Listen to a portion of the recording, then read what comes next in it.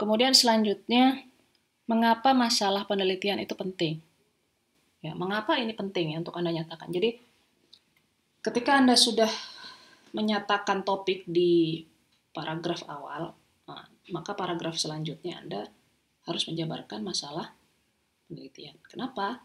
Karena masalah riset ini tuh akan mampu membangun urgensi topik yang diangkat. Jadi, kalau Anda hanya sekedar mengangkat topik tanpa mengangkat masalah, maka pembaca akan bertanya terus mau ngapain nih si peneliti ini gitu, mau mengangkat apa gitu.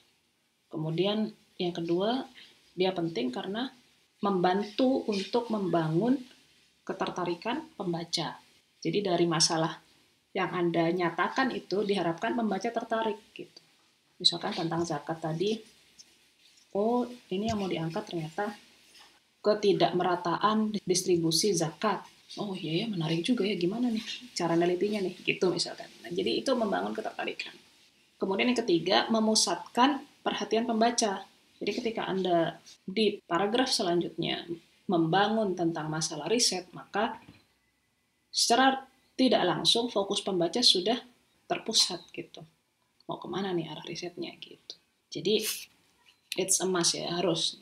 Jadi ini merupakan suatu keharusan, jangan sampai terlewat. Nah, kemudian bagaimana menyatakannya? Gitu ya, bagaimana menyatakannya? Pertama, nyatakan masalah penelitian Anda dalam bentuk paragraf terbuka.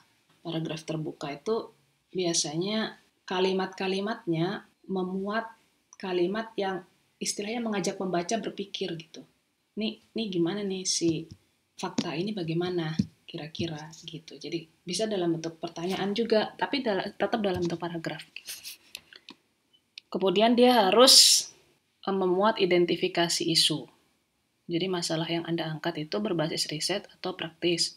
Bisa dua-duanya, bisa salah satu. Kemudian harus mereferensi berdasarkan literatur. Nah, ini nih kesalahan umum yang banyak terjadi ya.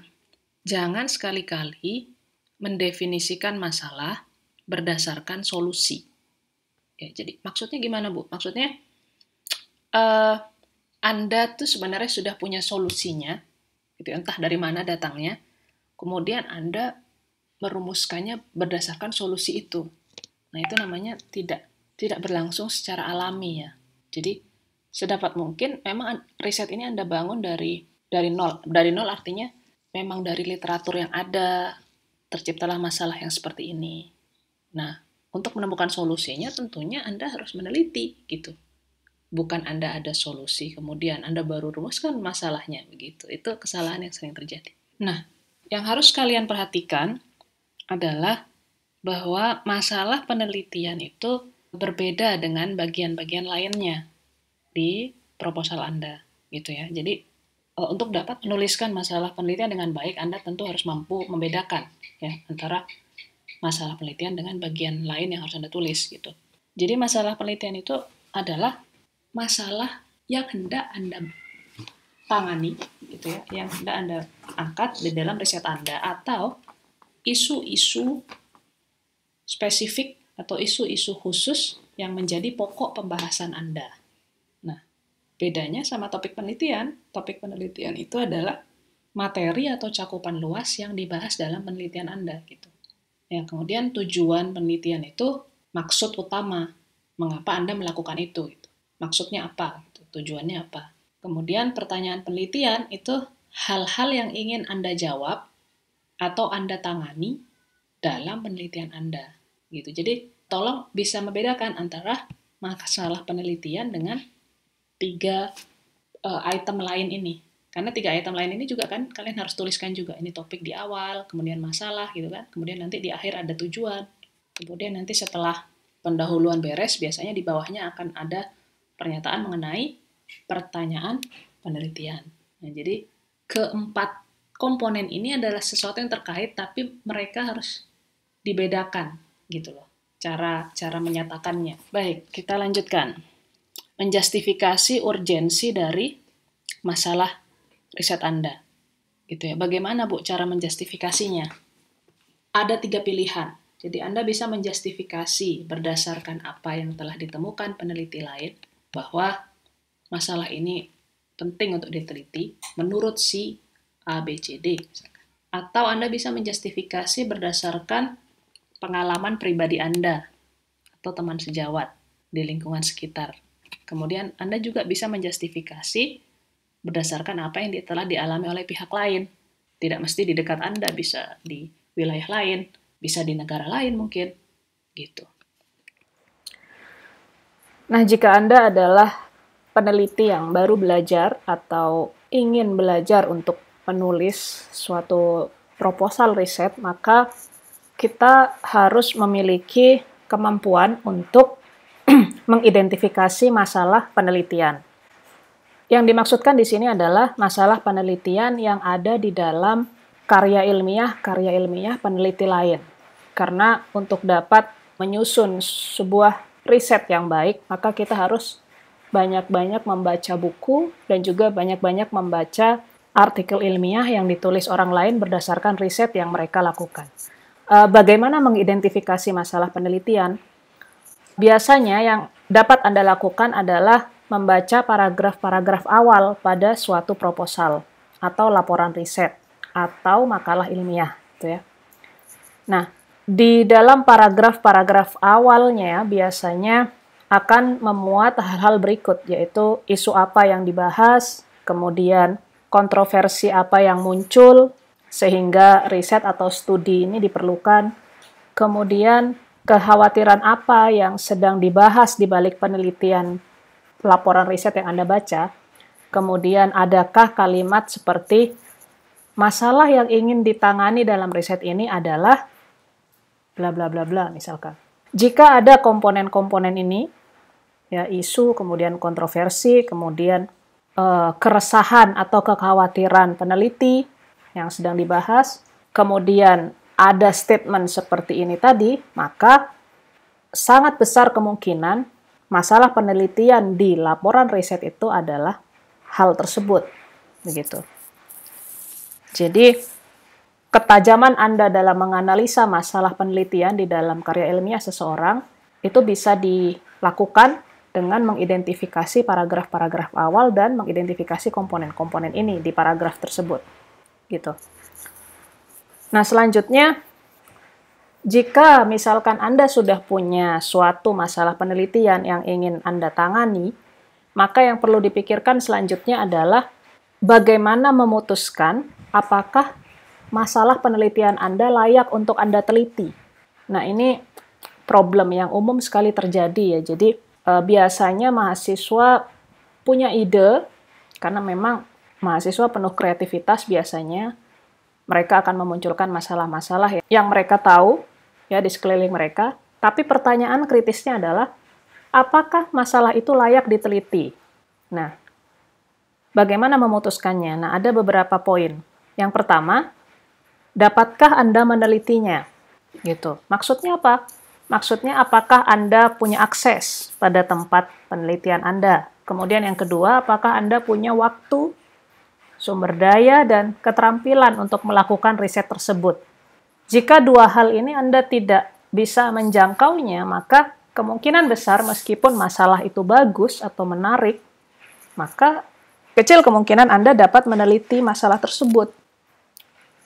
Kemudian poin yang kedua adalah, haruskah Anda menelitinya? Nah, maksudnya apa? Maksudnya, apakah masalah penelitian Anda tergolong advance? Ya, advance itu tinggi ya. Apa maksudnya? Terlalu tinggi gitu. Mengukurnya dari level Anda, karena level Anda undergraduate atau S1, jadi yang dimaksud advance di sini misalkan Anda memilih topik riset yang selevel postgraduate S3 misalkan atau S2, jadi itu tergolong advance. Kemudian, apakah nantinya penelitian Anda akan memberikan kontribusi?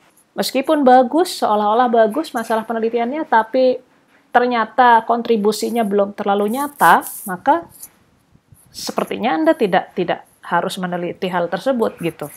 Kemudian yang selanjutnya, akankah penelitian Anda mengisi gap atau kekosongan dari literatur yang ada?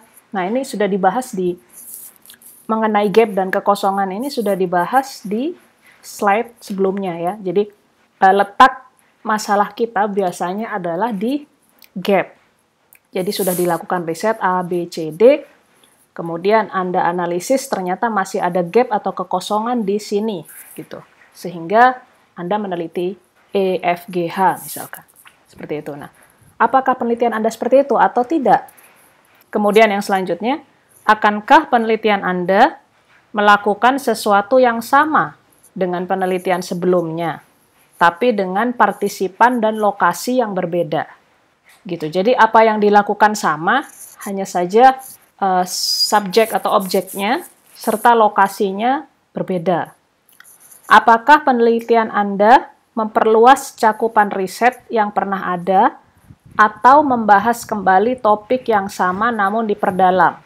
Poin yang ini itu maksudnya misalkan Anda membaca topik riset si A, kemudian Anda memutuskan untuk saya perluas nih cakupannya. Jadilah penelitian Anda. Atau Anda membaca topiknya si A, kemudian saya mau membahas yang sama, tapi saya lebih memperdalam. Memperdalam bisa banyak hal ya, pembahasannya lebih detail, kemudian yang belum dibahas oleh si A Anda bahas, dan seterusnya. Kemudian yang selanjutnya, akankah penelitian Anda menyuarakan aspirasi masyarakat? Ya, yang selama ini tidak pernah terekspos gitu.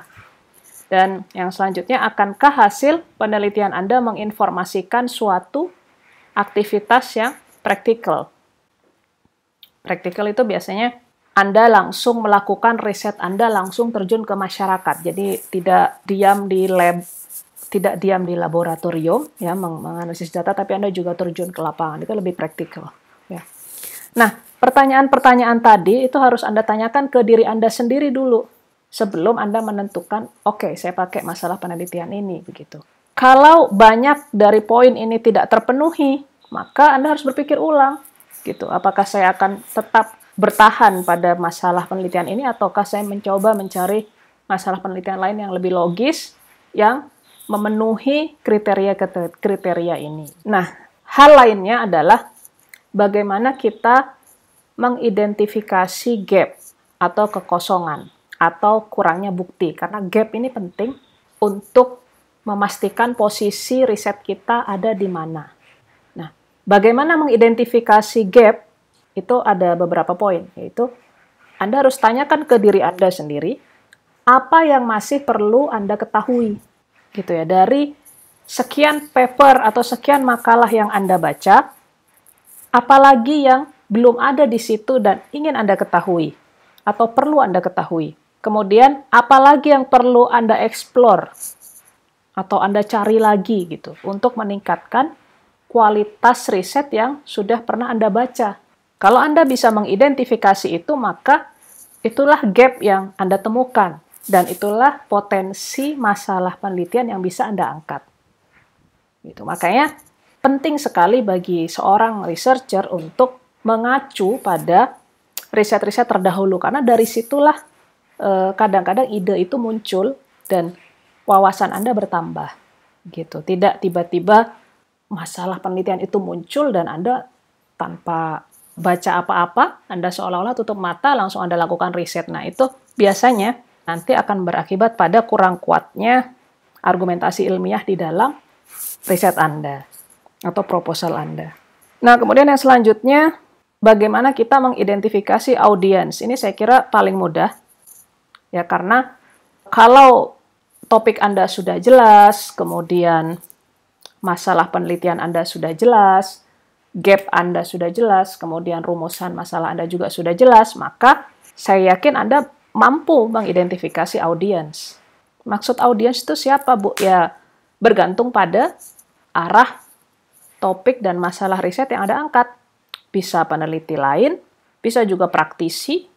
Praktisi itu misalkan bisa guru, bisa para siswa, atau bisa pegawai lembaga keuangan syariah misalkan. Jadi praktisi itu orang yang melakukan suatu hal yang praktikal di lapangan, gitu ya. Kemudian bisa juga pembuat kebijakan, kemudian bisa juga komunitas tertentu. Macam-macam. Jadi tentunya audiens Anda dengan audiens kawan Anda belum tentu sama, gitu, bergantung pada arah risetnya. Seperti itu. Saya kira ini tidak terlalu susah yang bagian audiens, ya. Ya, kita sudah belajar secara umum di video pertama, ya, proposal riset itu seperti apa, menyusun pendahuluan itu seperti apa. Kemudian kita juga sudah belajar di video kedua alurnya, bagaimana alurnya, kemudian pemilihan topik itu seperti apa.